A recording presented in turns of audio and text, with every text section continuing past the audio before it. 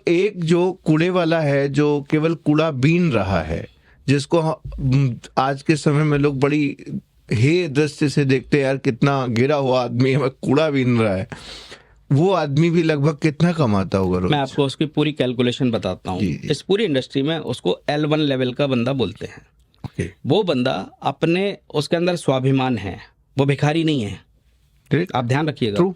यानी अगर भारतीय जनता पार्टी की पंडित दीनदयाल उपाध्याय जी की अंत्योदय योजना को देखा जाए तो समाज के सबसे लास्ट छोर पर बैठा हुआ आदमी वही है, सबसे लास्ट। उससे नीचे भारत के अंदर कोई नहीं है। वो सुबह उठता है, बोरा लेके निकलता है, जो भी मटेरियल उसको मिलता है उसको चुनता है। उसमें गत्ता हो सकता है, कागज हो सकता है, प्लास्टिक हो सकता है, व्हाटएवर जो भी सबसे आइटम उसको मिलते हैं। अब आप इस बिजनेस को समझिएगा, यानी L1 लेवल का बंदा जो भी लगभग 40 से 50 किलो मटेरियल डेली कलेक्ट कर रहा है 5-6 घंटे में, उसमें उसकी इन्वेस्टमेंट क्या है? Zero investment. यहाँ से अब वो जाता है कहाँ पे? L2 लेवल वाले बंदे पास, बल्कि L3 लेवल के। L2 लेवल का बंदा कौन है? जो सुबह एक ठेला लेके निकलता है, आवाज लगाता है, कबाड़ दे दो, गाड़ी वाला या घर से कचरा निकाल। हाँ, गाड़ी वाला आपका ही वो गाना है। हाँ, उसको मैं अलग से एड्रेस करूंगा। तो ये जो बंदा अपना रिक्शा लेके जा रहा है, ये फर्स्ट लेवल का इन्वेस्टर है। ये लगभग 5,000 रुपये जिम में डाल के निकलता है घर से, और ये आपके घरों से, दुकानों से कबाड़ खरीदता है। जो L1 लेवल का बंदा है वो खरीदता नहीं है, वो उसको फ्री में मिलता है। L2 लेवल का बंदा जो है वो खरीद रहा है। अब ये दोनों लोग जा रहे हैं L3 वाले के पास। L3 लेवल का बंदा कौन है? नुक्कड़ पे बैठा हुआ कबाड़ी। उसके पास कोई मशीन नहीं है, उसके पास एक जगह है बैठने की, या हो सकता कोई खाली मैदान में, टीन शेड के नीचे बैठा होगा। अब जो L1 ने मटेरियल कलेक्ट किया, वो वहां पे जब जाके बेचेगा तो वो बेचेगा 15 रुपए किलो। यानी कितने रुपए का मार्जिन हो गया उसका? 15 रुपए नेट मार्जिन। और 50 किलो माल उसने बेचा, तो 15 इंटू 50, 15 पना 75, 750 रुपए का कमाई हो गई उसकी। Now coming to the next level, जो L3 ने ये मटेरियल केवल अलग अलग किया, प्लास्टिक अलग कर दिया, कागज अलग कर दिया, गत्ता अलग कर दिया, और इसके बाद उसने उसमें कोई प्रोसेसिंग नहीं की है। इसके बाद ये मटेरियल जाएगा L4 के पास। L4 कौन होगा? कोई बड़ा मारवाड़ी जिसके पास एक बड़ा वेयर हाउस है, प्लस उसके पास कैपिटल इनकम है इसमें लगाने के लिए, धंधे में। वो ऐसे मल्टीपल 150 L3 लोगों से माल खरीदेगा और अपने वेयर हाउस में लाके क्या करेगा? उसकी या तो क्वालिटी बनाएगा। जो L3 ने मटेरियल L4 को बेचा, बाइंग प्राइस क्या थी L3 की? 15 रुपए किलो। जब वो बेच रहा है तो 25 रुपए किलो बेच रहा है। ऑलमोस्ट कितने परसेंट का मुनाफा होगा? 70% का मुनाफा। आप मेरे को हिंदुस्तान में कोई ऐसा धंधा बता दीजिएगा जिसमें 4-5 लाख रुपए लगना और 70% का मुनाफा हो। और इसको हम क्या बोलते हैं? कबाड़ी वाला है। वो हमसे ज़्यादा समझदार है। 5 लाख रुपए लगा के वो 70% के मुनाफे का धंधा कर रहा है।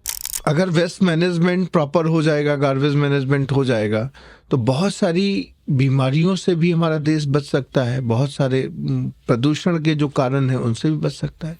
बिल्कुल बच सकता है। देखिए क्या है कि जैसे अभी आपको कूड़े के पहाड़ दिख रहे होंगे दिल्ली में या हिंदुस्तान के अलग अलग शहरों में, मुंबई में, लेकिन SBM 2.0 के अंदर लक्ष्य रखे गए हैं और भारत सरकार इन पे काम बहुत तेज़ी से कर रही है और हो भी रहा है काम। आने वाले टाइम में ये कूड़े के पहाड़ नहीं दिखेंगे आपको, ये ख़त्म हो जाएंगे। एक्चुअली ये इसलिए बन गए कि पहले लोगों में जागरूकता नहीं थी, सरकार ने कोई रूल रेगुलेशन बनाए नहीं थे, क्रूड अर्बनाइजेशन होता जा रहा था और नगर पालिकाएं, नगर निगम कूड़े को सीधा डंप कर रही थी, प्रोसेसिंग नहीं करती थी। तब भारत में अलमित्रा पटेल जी US से इंडिया आई, उन्होंने भारत सरकार के ऊपर केस कर दिया।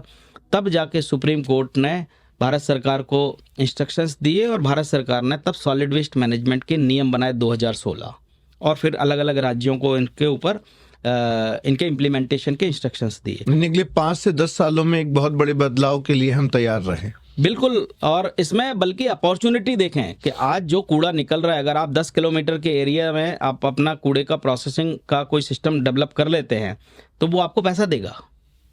मैं आपको अंबिकापुर का एग्जाम्पल बताता हूँ, जो केस स्टडी हमारे पास है, अगर किसी को चाहिए होगी तो आपके माध्यम से ले लेगा।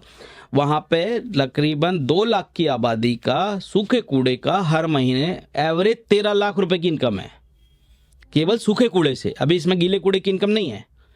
इसमें लगभग 1.5 लाख रुपए महीने की जो इनकम है वो गीले कूड़े से है। और अभी इसमें एक और प्रावधान है, लोग ये मान के चलते हैं कि हमारा कूड़ा जो है वो नगर पालिका की जिम्मेदारी है। ऐसा नहीं है।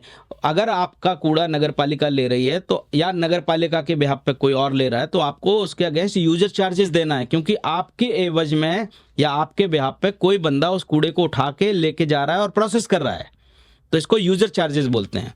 लोगों के दिमाग में ये परसेप्शन है कि नगर पालिका को हम पैसा क्यों दें, हम तो हाउस टैक्स भरते हैं। ऐसा नहीं है, क्योंकि जब आपने हाउस टैक्स भरना चालू किया था आज़ादी के बाद, तब कूड़ा भारत के अंदर समस्या नहीं था। कूड़ा अभी समस्या पैदा करने के लिए तैयार हुआ 10 साल पहले। तो इसके लिए जब नए नियम बने, नई व्यवस्थाएं लागू हो रही, नए इंफ्रास्ट्रक्चर लग रहा है, नई मशीनें लग रही हैं, तो आपको उसके प्रोसेसिंग के लिए पैसा देना पड़ेगा। ये यूजर चार्जेस है। और आपने इतना खूबसूरत एक गाना भी कचरे के ऊपर, गार्बेज के ऊपर बनाया, जो कि हर घर में गाया जाता है। और कई बार तो मैंने देखा कि जब वो नीचे बज रही होती है गाड़ी, तो कोई इंसान भी रहता है तो पत्नी जो है अपने पति को भी कहती है इसको भी लेके जाओ। बिल्कुल। तो कैसे ख्याल आया कि आपने इतना बढ़िया गाना बनाया? देखिए, इसमें क्या था कि लोगों में अवेयरनेस थी नहीं। लोग नॉर्मली क्या होता था, नगर पालिका की जब गाड़ी निकल जाती थी तो कूड़े को आजू बाजू के खाली प्लॉट में डंप कर देते थे, और हम लोग इससे बड़े परेशान थे। तो हम ऐसे लिरिक्स चाहते थे कि लोगों के कानों में वो गाना बस जाए, उनकी मेमोरी में आ जाए कि भाई कोई आने वाला है और मेरे को निकालना है कुछ। तो तब दिमाग में आया। तब मध्य प्रदेश के एक बड़े अच्छे राइटर हैं और सिंगर भी हैं, हमने उनसे बात की, श्याम बैरागी जी, और एक ऐसे गाने की परिकल्पना की कि जो डिस्कोथेक में बजे, जो शादियों में बजे, जिसके लिरिक्स बच्चों की जबान पे चढ़ जाएं। तो तब ये परिकल्पना साकार हुई और हम लोगों ने एक गाना तैयार किया, गाड़ी वाला आया घर से कचरा निकाल। और मिलियंस ऑफ फॉलोवर हैं, लगभग 22 राज्यों से ज़्यादा लोग इसको प्यार करते हैं, और इंडिया के बाहर भी बड़ा पॉपुलर हुआ है। ये गाना मैडॉक्स करके कंपनी है मुंबई की, हमने उनको भी एनओसी जारी की। वरुण धवन और कृति सेनन की कोई मूवी थी, उसके लिए उन्होंने हमसे एनओसी ली हुई है। तो ये हमारा कॉपीराइट है। और हम भारत में कूड़े का ऐसा काम करना चाहते थे जो लोगों के लिए इंस्पिरेशन बने, और जो नया यूथ है वो उसको फॉलो करे। इस तरीके से हमने भारत में ऐसे कूड़ा घर बनाने चालू किए जहां लोग अपने परिवार के साथ लंच भी कर सकें और डिनर भी कर सकें। लाइक हमारे सोच थी कि जैसे KFC है, डोमिनोज पिज़्ज़ा है, या बिग बाज़ार है, रिलायंस फ्रेश है, इस टाइप क्रोमा है, इस टाइप के हम इंडिया में वेस्ट मैनेजमेंट के सेंटर्स तैयार करें, गार्बेज क्लिनिक तैयार करें। और इस अप्रोच के साथ जो है हमने गार्बेज क्लिनिक बनाना चालू किया, क्योंकि लोग सोसाइटियों में अभी कूड़ा घर बनने नहीं देते।